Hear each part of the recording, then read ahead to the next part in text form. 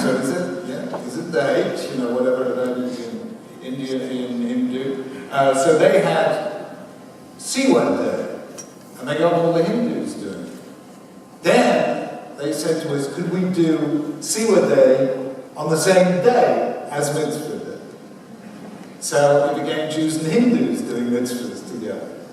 And then the Christians heard about it, and the Muslims, and pretty soon everyone joined in. And last year the government made it a national day. And this was a religious thing that it began in the Jewish community and then touched all the religious communities in Britain. That's number one.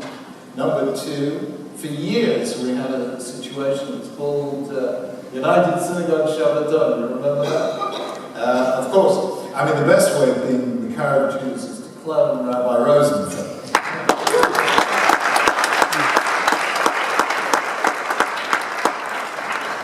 We had one Shabbat a year where every shul had to invite people for lunch, for Shabbos lunch, who they hadn't seen in shul for months or who never came normally. So every single person in the community did an act of hashmosas orachim to people who wouldn't normally come. But I think you can do just brilliant things. You can do brilliant things to promote Judaism in a way it's never been promoted before. I don't, look, let me give you a for instance. We're here in pretty near to Hollywood, right? And you know and I know, Michael, how many films have been made. Brilliant films, brilliant films on how Jews died. I want to see a film on how Jews live. And I will even give you the script. I'll even give you the script, and here it is. It's in the New York Times. It's a very sad story. It's in the New York Times obituary column last week. There was a lady, tragically died at age 52 in a riding accident. And then, Zichra Livracha, was Anne Heyman. I happen to know Anne because I met her a couple of times. I want to tell you Anne's story. She lived in Manhattan. She was a lawyer. She and her husband. And in 2004, she was watching television, and she saw a program about orphans in Rwanda. It was the 10th anniversary of the killing in Rwanda. 800,000 people murdered in 100 days, mainly by machete. And of course, 10 years on, the television was doing a documentary on the orphans.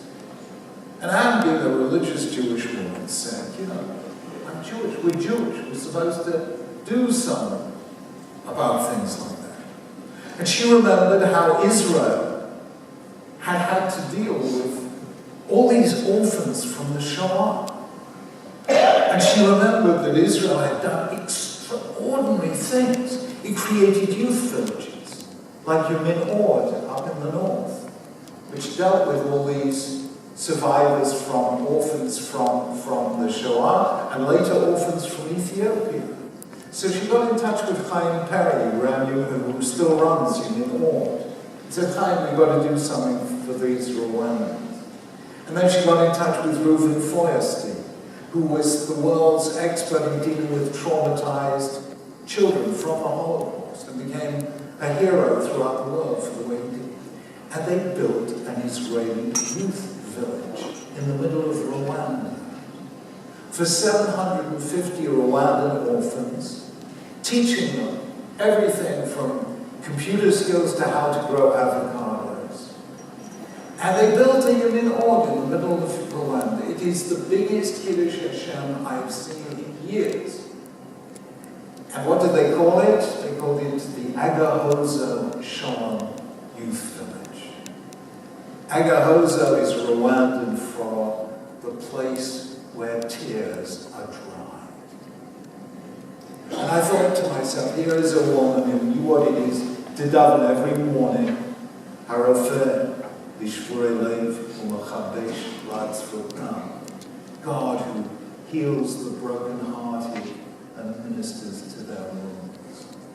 And who took part in building this village? Israelis who were children of Holocaust survivors. And when they were interviewed, why are you doing this? They said, when our parents cried out, the world didn't listen. Now the Rwandans are crying out, shall we not listen? Then they interviewed the Ethiopian Israelis and said, why are you doing it? And they said, people did it for us. Shall we not pay it back by doing it for others? That is a film that is even more full of hope, Michael, than The Shawshank Redemption. And that is a story which I've been missing. Tell me how Jews live, not just how they die. And I tell you, those films will not only inspire Jews, they will inspire the world.